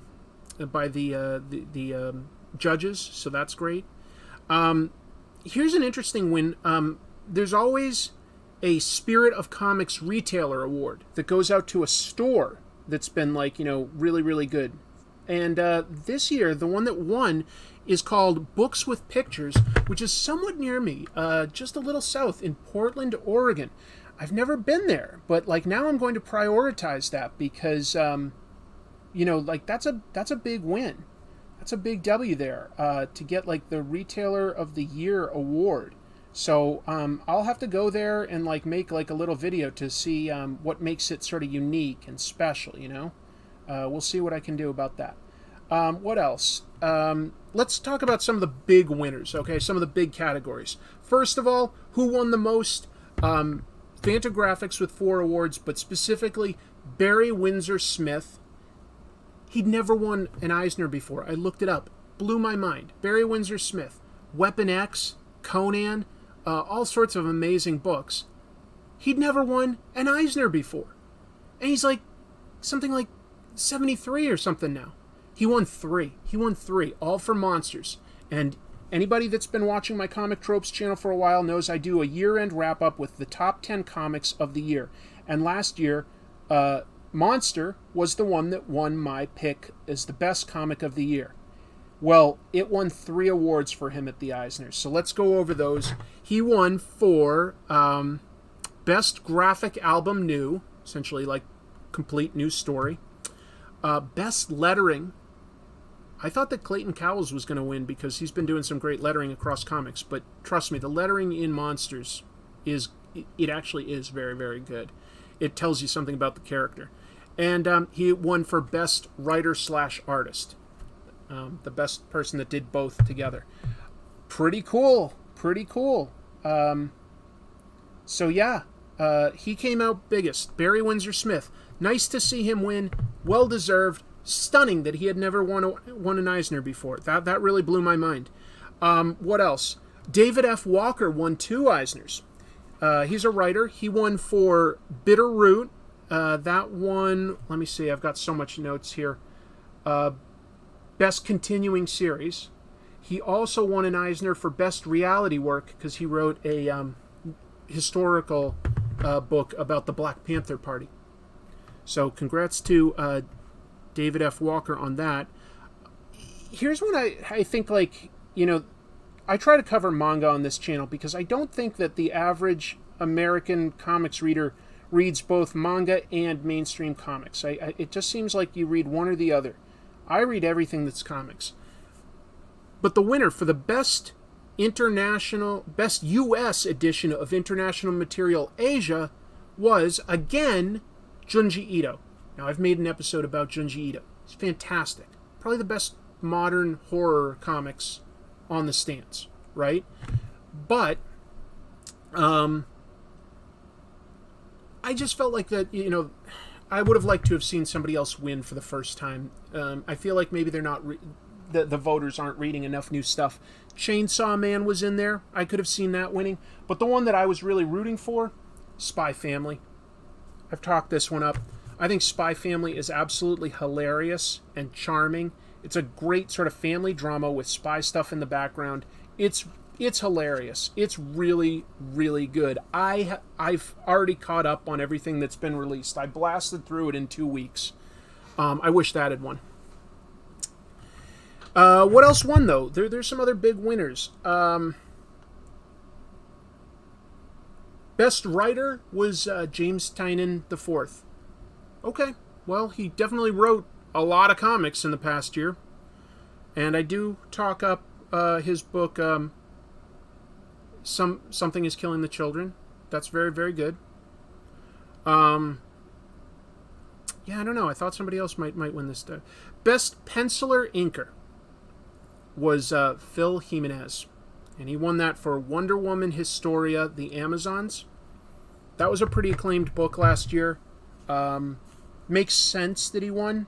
There was a part of me that thought that, like, I don't know, that there was some other strong... There was some really strong competition for art. There was some really strong competition for art. I could have seen it going to guys like Bruno Redondo or... what else? Daniel Warren Johnson, but not this year. Not this year. Those guys didn't win this year. But Phil Jimenez, from all accounts, had the best speech of the night. Like, really made some people tear up, talking about like how, you know, it's a responsibility to sort of mentor the new generation and like thanking the people that had mentored him. So that sounds really nice. I liked hearing about that. There were a bunch of, like, you know, books for kids, teens, and young adults. People like Stan and his wife Julie Sakai won for Best Kids. For teens, I believe it was like Hope Larson and Rebecca Mook, I think, if I'm remembering right. And for young adult, it was Raina Telgemeier and somebody else. So that makes sense. That makes sense. Yeah, Wonder Woman Historia is a pretty special book. It's really intricately detailed art. That's for darn sure. Best comics-related journalism went to a friend of mine, Nola Pfau. She runs the Women Write About Comics channel, and this was her third Eisner win for best journalism. Well, until they decide to include YouTube shows in the running there, you know, feel free to give me an Eisner anytime you want, guys. But yeah, I'm really happy for Nola and the various writers and editors at WWAC. That's great. Best webcomic, Lore Olympus. Even if you don't read webcomics, there's a good chance you've still heard about Lore Olympus. That is through Webtoon, but you can get, like, you know, hard copies at the bookstores. That thing is just crushing it. Everybody is reading that thing, it seems. Yeah, some really interesting movement with Lore Olympus. So we picked up an Eisner. There were some Lifetime Achievement Awards. I don't think I noted them, though, so might have to Google that, Richard. I'm sorry, I don't have everything, because there's just so much. I think I already mentioned Best Cover Artist went to Jen Bartel. Best Limited Series went to The Good Asian. Okay, well, I've definitely talked that up on this specific show every time that was coming out. It really is a special book. Of course, I recommend it. Not always my first picks, but, like, I understand all of this stuff. Yeah. A lot of really interesting wins. It was a really competitive year. It really was. Yeah, no wins for Nightwing. I really thought that there was a chance Bruno Redondo or Nightwing number 87 might have won. That was the issue I talked about, where every page is laid out as though it's one single panel and the character moves across the background. There's multiple instances of Nightwing. The amount of planning that would have taken really sort of boggles my mind, and it impresses me. So I was sort of pulling for that, but that's okay. That's okay to be late. Tynion winning so many Eisners is pretty surprising. He's got momentum, doesn't he? He's got momentum. More power to him. I think the next thing I need to do for this drawing would be, like, two things. I want to figure out my exact background. I gotta, like, figure that out. And then I think I'm gonna do some Zipatone on this. So if you'll bear with me, if you'll be patient, let me figure out how I'm gonna lay that out, and I might put some of that on right now. Let's see. There's other news. That's everything I really had about the Eisners. Actually, there's still a little bit of detail I need to add to this drawing. That's everything I had about the Eisners, but it sounded like it was a good one. I've never been to San Diego Comic-Con. I was invited to do a panel, but it was kind of last minute, and they weren't going to, like, pay for me to, like, fly down or anything like that, so I politely declined. It sounded like fun, but, it's just too expensive, and I'd have to take days off of my job. Gord Cummings says, nice pick in Wizard. Nice work, brother. My Genki comic is in little libraries in Calgary. Comic Book Christmas in July, care of Cartoonist Kayfabe. Yeah, I don't know where my copy of Wizard is right this second, but that's a book put on by the guys in, oh, here it is. Hold on, I gotta shift some stuff. So I talk about Cartoonist Kayfabe as a web channel. I think it's a good YouTube show that talks about comics in a different way than I do, from a very experienced point of view. But the viewers there are so engaged. They have a very active Facebook group called Cartoonist Kayfabe Ringside Seats, and they put together their own comics. They put together this anthology called Wizard, and it's full of articles and interviews and art, specifically lots of mini comics by all these guys that are in that group. And a guy named Eli Schwab prints it. It's a really cool book. This is the second issue they've done, Wizard, the comics magazine. So you could look that up if you're curious. You can just Google that. It's a little note from Eli. Really impressive stuff. Really impressive. Where was I? Oh yeah, let's talk a little bit more. There's still some more news that came out of San Diego Comic-Con. For instance, Berserker. That's the Keanu Reeves comic. Keanu Reeves was on a panel about his own comic, Berserker. It's a fun book. I would say that when I read it, I sort of wish it was like designed as more of an ongoing, and we got to like sort of get to know some of the supporting characters as well as the main character. I feel like that's a little bit lacking in the book itself, but the art is great and the action is great. It's a cool sort of idea. Anyway, we already knew that Keanu was developing it as a live-action movie that he would star in from Netflix. But what we learned at the convention is Netflix is also developing it to be an anime series. Okay. That's about all we know, but sure. Could be cool, could be fun. And Keanu has been very respectful. Like, whenever he talks about the comic, he always mentions, like, every creator that's, like, working on the book. So that's really cool, too.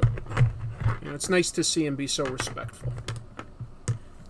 John Wick trailer. Yeah, there's a trailer for John Wick 4. Donnie Yen in it. That's pretty cool.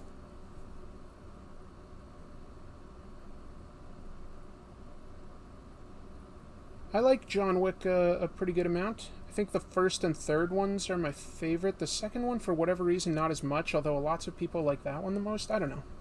It's cool, though.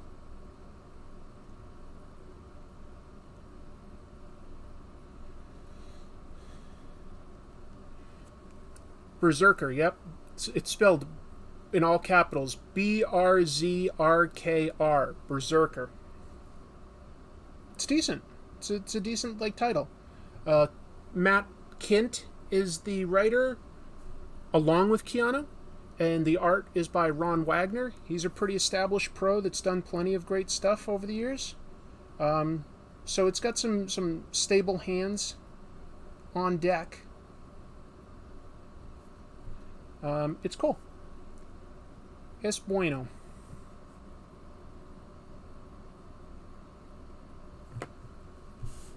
I still haven't seen 3. Oh, sorry to hear that. For Berserker, Keanu deserves to be in the Jack Kirby Hall of Fame. That might be going a little over the top. If they do a Berserker cartoon, will Keanu Reeves do the voice? I mean, I'm positive he would. It's his thing. So, yeah. I'm positive he would. I've still got time for another piece of news before we're, ready to wrap up. let me talk about this. This wasn't stuff that was announced at the Comic-Con, but Marvel applied for a bunch of trademarks. And that doesn't always mean something. Sometimes, a big company will register for a trademark to prevent a competitor from getting something similar. But sometimes it's also an indication of what they might plan on doing next. So these are all titles, okay? These are all titles that Marvel got the trademark for. And let's see if we can intuit anything from these titles. The first one is Avengers Eternity Wars. Okay. Maybe that could be a comic, for instance. But they did introduce the idea of eternity recently in their movies, so maybe there's some more stuff to do with eternity. I don't know. Or maybe that's a fallout from what their plans are with Kang, who's a time-traveling villain. I'm sure that could go in a lot of ways. Captain America, Red, White, and Black. Okay. Red, White, and Black. Could that be like the 5th Captain America movie or something? I mean, I guess Sam Wilson is black, so could they be playing up on that somehow? I don't know. They've also had Red, White, and Black comics recently, though, like Daredevil, Red, White, and Black, Wolverine, Deadpool, with the subtitle Red, White, and Black, and it's like black and white comics with a splash of red on it. Sort of violent anthology type books. So who knows? Who knows? Here's another one that they trademarked. Nomad. Really? Nomad? I mean, I'll never count it out, but I never thought Nomad in any iteration was that cool in the comics. Nomad. Oh, thanks, eBright Photo. That's really kind of you for the super chat. Thank you. What was I just saying? Oh, yeah. Nomad. At one point in the comics, Captain America had given up the costume and the shield, but he still believed in fighting for the people, so he called himself Nomad. Some really bizarre artwork in those issues by Frank Springer, with just bodies being contorted in the weirdest possible ways. And then there was Jack Monroe, who was I think the sidekick of the 1950s Cap. I'm trying to remember exactly, but he had a 90s series where he was just he drove around the country on a motorcycle with sunglasses like Bret Hart's, that visor, and long hair. He basically looked like Lorenzo Lamas and just drove around the country fighting crime. I don't think it was great, but they've trademarked Nomad, so who knows? Time-displaced Steve as Nomad. I don't think that we'd see any more with Chris Evans, but you never know. They trademarked Celestials End of Time. Okay, maybe that would be a sequel title for, say, The Eternals or something, dealing more with the Celestials. Maybe. We've got something called Eternity Saga. Well, we heard earlier Avengers Eternity Wars, so maybe Eternity Saga is maybe they're just grabbing names that could be time travel movies. I don't know. eBright Photo says, a Zipatone episode would be awesome, or one on Bill Griffith, who loved this stuff. Yeah, maybe. What else? Hercules, Rise of the Gods. Hey, I'd be all for a Hercules movie if they want to, actually go ahead and make a full Hercules movie. Hercules is kind of a funny, arrogant superhero, kind of like Thor in the first Thor movie, but he kind of never really grows up that much. I'd be up for something like that. They also trademark Avengers Excursion. Now, to me, that sounds like it's some sort of a tie-in with, Cadillac or Ford or something like that. The Avengers Excursion. It's the official car of the next Avengers movie. How many of you remember that there was an official car of the movie Thor? Do you remember that? Look it up. It was I want to say an Acura. They were the Acura. Beautiful leather seats. Custom air conditioning and Bluetooth. And it's the official car of the movie Thor. And I was like, what does that mean? And is that going to sell a car to anyone? Does anyone go over to an Acura dealership and they're like, hey, do you have any cars that are the official car of the movie Thor? like, we do happen to have one, the ILX, right here. So who knows? There's something called Avengers Timeless that they grabbed. They also grabbed Avengers Academy. That could be fun. Timeless Saga. Okay. What else? I already said Hercules Rise of the Gods. Sam Wilson Captain America. I don't think they'd call a movie that. That just seems too generic. Unless they call it, like, abroad, like something different. I don't know. They've got The Black Knight Origins. So maybe if they made a Black Knight movie, they want to be able to, like, you know, sort of talk about Percy, the original Black Knight, as well as Dane Whitman, the modern-day iteration. It's just a guess. I don't know.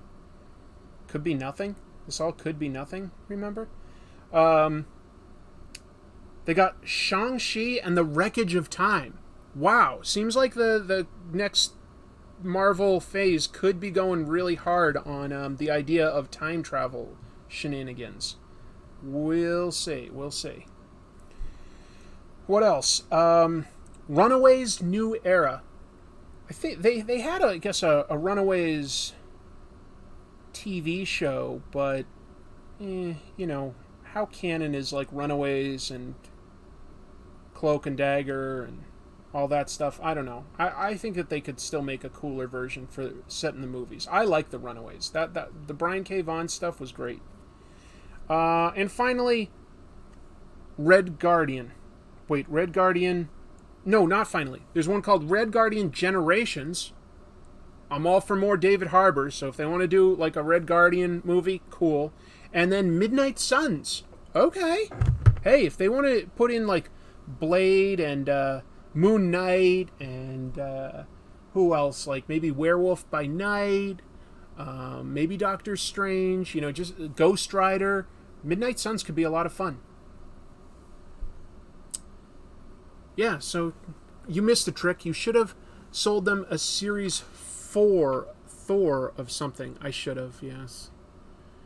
Chris, shouldn't you know as a professional if the car would sell? Yes, and I don't think that calling it the official car of the movie Thor would lead to extra sales. That is my professional belief. That is my professional belief.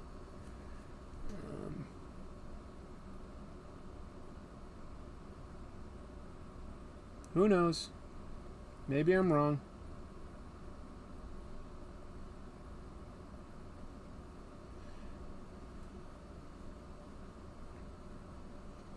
Let me just turn this around like this.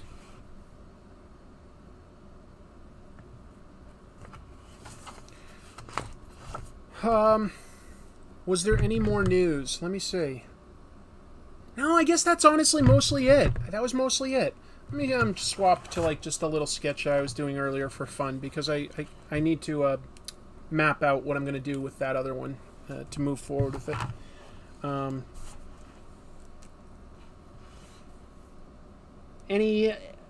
Did anybody else come across any San Diego Comic-Con comics news that you think I missed? Because if so, like, let's riff on it. Let's have some fun. I'm not thinking of anything right now, but I don't want to miss anything. I didn't see the Funny Pages trailer yet, but I have it saved, Linus. I guess that's sort of like, what, a guy that works at a comic book store? Something like that? It looked like something I'd want to see. So, haven't seen it yet, but I do have it saved to watch later. A car pulled by giant screaming goats. Yeah. Let's see. Are you going to get a postal box? I think I am. I was looking at it. I'm going to get a postal box, and that way, if people want to send me, like, their comic just so that I can see it, or they want something for me to consider reviewing, that's probably going to be the easiest way. Like, I'll just put it out there. And maybe what I'd do is, like, on this channel, maybe I'd do, like, a monthly sort of unboxing, just sort of, like, looking at everything that came in the post office box that month. I think that could work. I'm currently working on a superhero of my own. His name is Alpha Boy. Any thoughts on the name? Sure. What's in a name, right? Surprised I didn't mention X-Men 97. You're right, I didn't. I guess the thing is, that's one that I saw a little of X-Men cartoon back in the day, but it was just sort of like coming out when I was more in college and like, a young working adult, so I wasn't really watching it. I don't consider myself much of an expert on that sort of version of the X-Men, so I guess I sort of bypassed that news.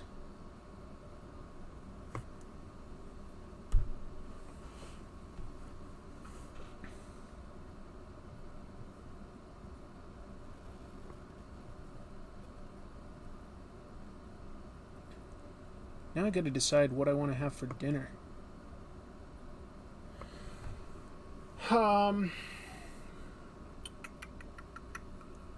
Boba? Was there another trailer for Star Wars? I don't know. Dark Web, a Spider-Man X-Men crossover with Goblin Queen and Evil Ben Reilly teaming up. Gotta see what the creative team is to see if I'd be excited for that. Did you see the Infinity Stones and Gauntlet they showed off Friday afternoon? No, Kyle, I didn't. What is this drawing? Just like wrestling? Somebody like a lady putting a guy in a submission hold? At first I was thinking of doing it as like another pinup for Do a Powerbomb, but I don't know. I did already have a piece published there, so maybe that would be greedy to try to like do another piece. But I just like that book, so it's kind of fun for me to play around with that world. I never missed an episode of X-Men. The X-Men cartoon was great. Okay, cool. Have you read Hard Boiled by Frank Miller and Jeff Darrow? Yes. And yes, I've definitely got thoughts on that one. So, yeah. Is an Alan Grant-related comic tropes video a possibility? Yeah, it's a possibility, Wally. Probably not immediately.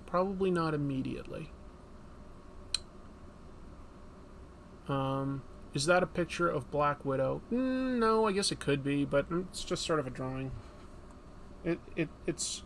We'll call it a cool down, because I was just like sketching this more for fun than anything else.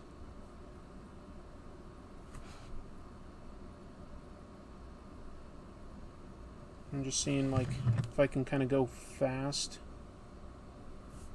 and make it look okay, because I feel like I draw too slow.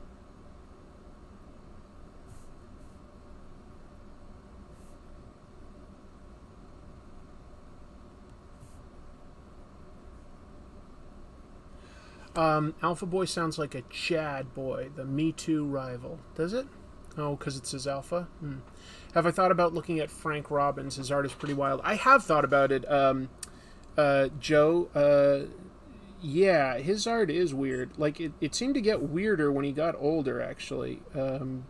Just some of the weirdest contortion poses I've really, honestly, ever seen in comics. It is something. It is out there, man.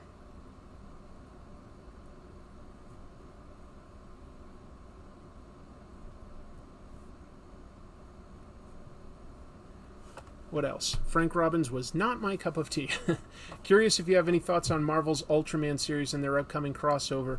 I'm all for it. I have to admit, I'm not a huge... I don't know a whole lot about... I know what Ultraman is, but I don't know it super well.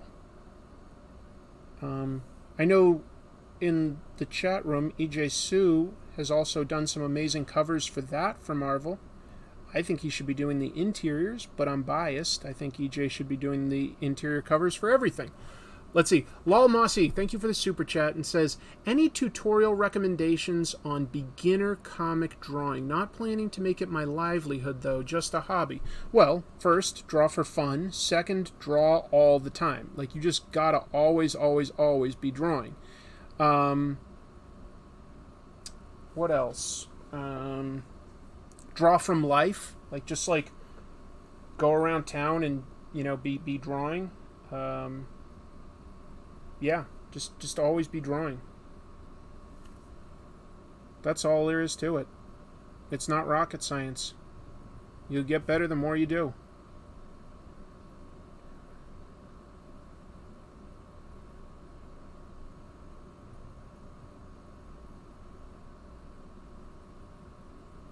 What else? I'm looking forward to Jonathan Hickman's version of Sandman, but for Marvel. I don't know what that is, but sure. I know Ultraman's a Japanese superhero. I mean, I know what he looks like and stuff like that. I know his premise. I know what some of his monsters look like. I just don't... I don't know it. You know, I've never, like, sat down and watched it.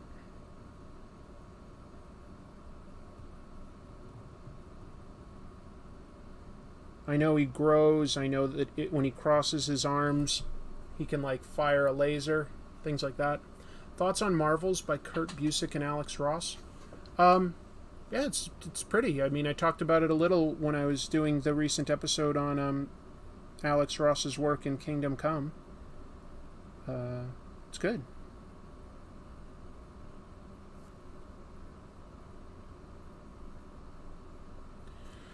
Are there googly eyes behind you on the fireplace? There are!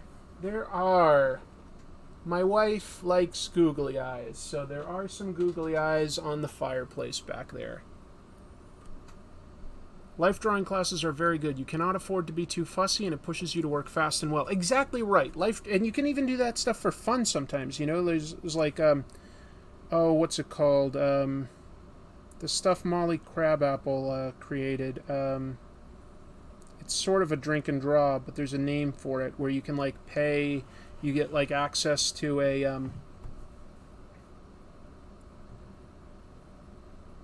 a model for the evening. And, you know, she does, like, you know, a dance and a show and, like, does timed poses and stuff. And there's usually prizes. I've done that in a lot of different cities. I like doing that. I think that that's a great way to work on your speed.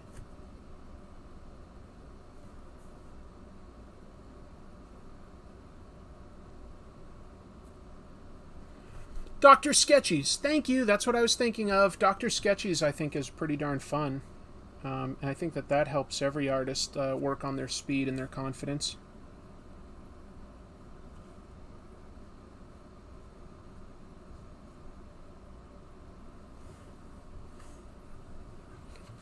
There's now some great Everything Everywhere All at Once. That's now some great Everything Everywhere All at Once reference.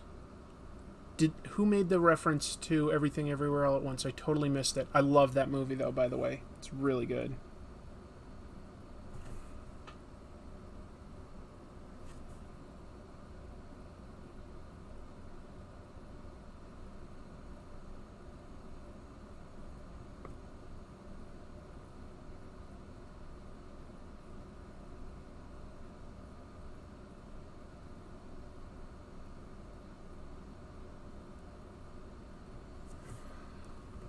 Alex Ross cover of Ultraman #1 is amazing. Yeah, it's good. But for my money, EJ Sue's cover is better.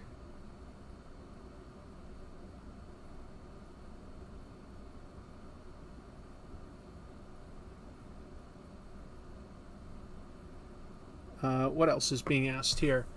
Googly eyes is the reference. Oh, the googly eyes, right. There were googly eyes in Everything Everywhere All at Once. We've had it up since before then, so that's why it wasn't connecting with me. Sorry, you're right.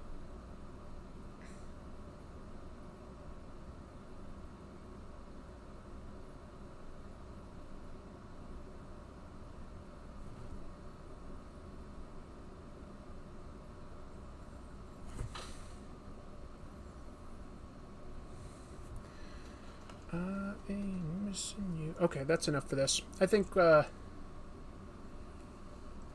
that it's probably a good time to end the show right about now. Right about now. Right? I don't know. Anybody else have any important burning questions that I should answer? If so, speak now or forever hold your peace. That whole thing. This was a fun show. Thanks for being here, everybody. It meant a lot to me. I know one last thing I can do. Because we're talking Ultraman, this isn't quite Ultraman, but I do have this blind bag of a Godzilla figure, so let me see how I open this. I'll open up a blind bag on camera. That's exciting, right? That's content. That counts as content. Let's see. How can you tell if an IP is owned or public domain? Look up just when it was created. Look up if it has an active trademark on it or an active copyright. Alright, let's see what I got. I got... Who the heck is this? I know Godzilla pretty well. I don't know who this is. What? Oh! I've got it. It took me a minute. I was thinking of Big Monster. This is Dr. Serizawa with the oxygen destroyer from the original Godzilla movie. That's what it is. He's underwater in his scuba tank or whatever it's called. That's the oxygen destroyer. So this must be Dr. Serizawa to destroy Godzilla. That took me a minute. Some fan I am. Thor, Love and Thunder, your thoughts? I would give Love and Thunder... something along the lines of like a B-. I thought it was entertaining, but it wasn't like without its problems, you know, like a little bit more structural changes and tonal changes, and it could have been like up to a B+, a few more changes to, like, you know, the villain's backstory and motivations, and maybe we could have had another sort of Ragnarok. But yeah, I haven't seen the movie RRR, but I do have it saved in my queue on Netflix. It looks very interesting. Yep. I really like this sketch, Chris. I'd hang it on my wall if I could. I'm a sucker for good anatomy while in action. Do you sell your art? No, not yet, but maybe at some point I should. I don't know. Maybe I'll get like a table sometime soon at a convention and sell some of these pieces, because they're really gathering up. You say okay? I'd say B- is okay. I'd watch it again and be entertained, but did it, like, reach what I was hoping for? No. Did it exceed what I was hoping for? No. So, yeah, it is a little disappointing. Do you think you could go a little more in-depth about the pistol whippings? A-Man asks. So that's a reference to, if you haven't seen it, yesterday I uploaded a new episode of Comic Tropes, and I talk about this guy named Myron Fass. He started in the Golden Age as an artist, mostly on horror, but also, westerns, romance, the stuff that was popular at the time. Not really superhero stuff, though. 1955 comes along, and that was the Comics Code Authority. Horror went by the wayside, and he got out of things as an artist, became a publisher, and he did really sleazy, schlocky stuff. I won't go too much more into it, because, please watch the episode. I think it's very entertaining. All I saw was that, he would walk around the office with a pistol in his on his hip, and if you look closely on any of the pictures that I have with him, he's always got that pistol on his hip, and it's alleged that he not just fist fought his business partner, but that he hit him on the head with a pistol. But I read that, but I couldn't find a quote, so I didn't have anyone to necessarily attribute it to. But supposedly he hit his business partner on the head with his gun in their fight. That's pretty intense stuff. We're talking at the office in front of coworkers and employees and such. Just crazy. Just crazy.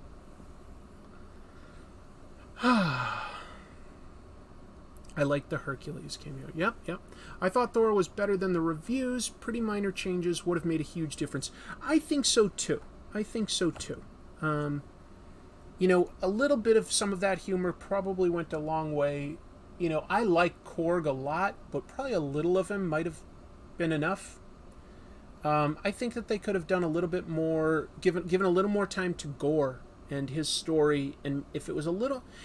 Gore has a very different motivation in the movie. He's still a good villain, but I thought in the comics he was kind of a great villain. They were lucky that they got such a good actor as Christian Bale to bring it up a level. Anyway.